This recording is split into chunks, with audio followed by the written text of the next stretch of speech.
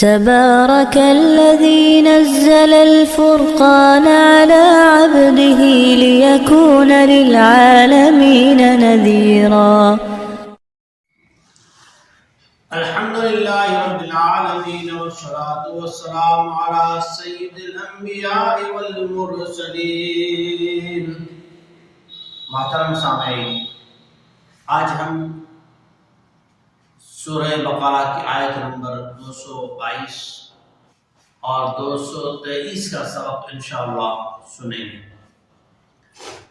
ان آیتوں میں اللہ تبارک و تعالیٰ نے یہود اور اس زمانے کے جاہل لوگوں نے جو اپنی سوچ کے اعتبار سے زندگی گزارنے کے طریقے ایجاد کر رکھے تھے، اختیار کر رکھے تھے، جن طریقوں پہ وہ عمل کرتے تھے، اللہ تبارک و تعالیٰ نے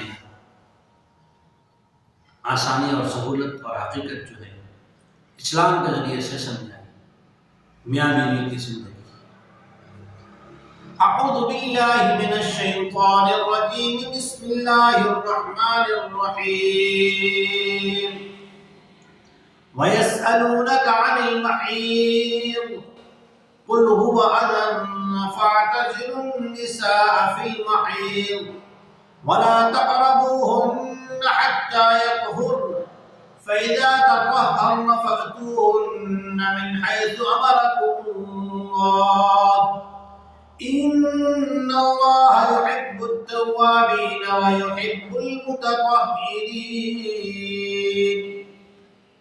اور اے نبی صلی اللہ علیہ وسلم، صحابہ کرام رضی اللہ عنہ مجمعین آپ سے حائضہ عورت، جب عورت ایام حیض میں ہو تو اس کے ساتھ کیسا معاملہ رہنا چاہیے، یہ سوال پوچھتے ہیں، کوسچن کرتے ہیں. آپ فرما دیجئے کہ حیض یہ گندگی ہے. ان دنوں میں ان عورتوں سے علیحدہ رہو. فَاعْتَزِلُوا النِّسَاءَ فِي الْمَحِيضِ وَلَا تَقْرَبُوهُنَّ، اور ان کے ساتھ صحبت نہ کرو، ملاپ نہ کرو، جماع نہ کرو. حتیٰ یطہرن، یہاں تک کہ وہ حیض کے جو ان کے دن ہوں 5 7، لاسٹ میں زیادہ سے زیادہ حیض کی مدت جو کتابوں میں علماء کرام نے لکھی ہیں اور صحابہ کرام رضی اللہ عنہ مجمعین سے احادیث میں حضور پاک علیہ السلام سے روایت کی گئی ہے، وہ 10 دن ہیں زیادہ سے زیادہ. ورنہ جو ان کے دن ہیں جب وہ دن مکمل ہو جائیں اور اس کے بعد وہ غسل کر کے پاک ہو جائیں. حتیٰ یطہرن فإذا تطہرن فأتوہن من حیث امرکم اللہ، پھر جس طریقے کا اللہ تعالیٰ نے ان سے ملنے کا، صحبت کرنے کا حکم دیا اس طریقے سے صحبت کیجیے. ان اللہ یحب التوابین ویحب المتطہرین. بے شک اللہ تعالیٰ توبہ کرنے والوں کو، غلطی ہو گئی تو اس سے اللہ کی طرف رجوع کرنے والوں کو پسند کرتا ہے، اور اللہ تعالیٰ پاک رہنے والوں کو، پاکی حاصل کرنے والوں کو بھی پسند کرتا ہے. گندے رہنا اللہ کو پسند نہیں ہے. نساؤکم حرث لکم فأتوا حرثکم انا شئتم وقدموا لأنفسکم واتقوا اللہ واعلموا انکم ملاقوہ وبشر المؤمنین. تمہاری عورتیں تمہاری کھیتی ہیں، اور کھیتی یعنی جہاں سے اولاد پیدا ہوتی ہے وہی مقام صحبت کا، وہی مقام عورت سے ملنے کا، ملاقات کرنے کا ہے. اور غلط جگہ سے ملنا، غلط جگہ میں بدفعلی کرنا، اس پر اللہ کے نبی علیہ السلام لعنت فرمائے. آنکھیں بنانے کا راستہ کوئی بھی حلال راستہ اختیار کیجیے. فَأْتُوا حَرْثَكُمْ أَنَّا شِئْتُمْ، یہاں فقہاء کرام نے لکھا ہے، مفسر نے لکھا ہے کیف شئتم، جو بھی طریقہ اختیار کرو لیکن آؤ کھیتی میں، گٹر لائن میں اور گندگی میں نہ جاؤ. اللہ تعالیٰ نے اس جگہ کو منع فرمایا. اور یاد رکھو وَقَدِّمُوا لِأَنفُسِكُمْ وَاتَّقُوا اللَّهَ وَاعْلَمُوا أَنَّكُمْ مُلَاقُوهُ، دنیا میں اپنی عورتوں کے ساتھ بھی غلط طریقے اختیار کر کے پریشان نہ کرو.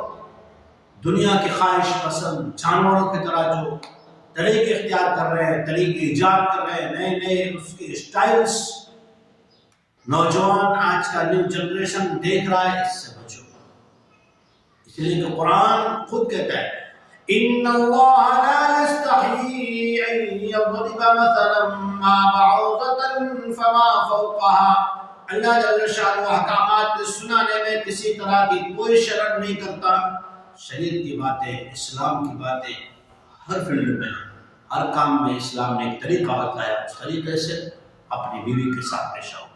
اس آیت کریمہ کا شان نزول کیا تھا کہ یہودی جب عورت کو حیض آتا، نہ اس کے ہاتھ کا کھاتے، نہ اس کے ہاتھ کا پیتے، نہ اس سے بات کرتے، نہ اس کے ساتھ لیٹتے. لیکن اللہ کے نبی جناب رسول اللہ صلی اللہ علیہ وسلم نے طریقہ بتلایا، احادیث کی کتابوں میں موجود ہیں. امی عائشہ رضی اللہ تعالیٰ عنہ فرماتی ہیں اے اللہ کے نبی علیہ السلام میں تو ایام حیض میں حضور فرماتے اتزر، یعنی لنگی باندھ دو، لنگوٹ باندھ دو، اور پھر ساتھ میں لحاظ میں لے جاتے. ان کے ہاتھ کا کھانا منع نہیں، پینا منع نہیں، ساتھ میں رہنا منع نہیں، صرف صحبت کرنا اور جمع کرنا منع ہے. اور ایام حیض میں احتیاط کرنے کی سخت ضرورت ہے. کس معاملے میں؟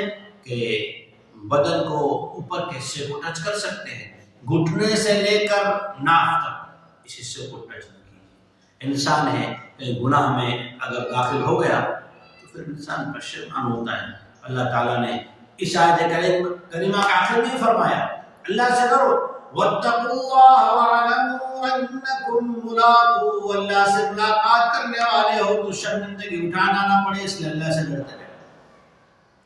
وَبَشِّرِ الْمُؤْمِنِينَ، ایمان والوں کو بشارت سنا دیجئے کہ یہ اللہ کے حکم کے اور جناب رسول اللہ صلی اللہ علیہ وسلم کے بتلائے ہوئے طریقے کے تابع رہتے ہیں. ان دو آیت کریمہ ایام حیض کا بیان جو ہے سمجھایا گیا. حیض ایک گندگی ہے، لیکن شارع بخاری فرماتے ہیں کہ حیض عورت کے لیے نعمت بھی ہے، اس لیے کہ جن عورتوں کا حیض نہیں آتا انہیں اولاد بھی نہیں ہوتی. ایسے مسائل بھی اپنے علماء سے پوچھ لیا کریں. اللہ تعالیٰ ہمیں قرآن مجید سمجھنے کی، سمجھانے کی اور اس پر عمل کرنے کی توفیق عطا فرمائے.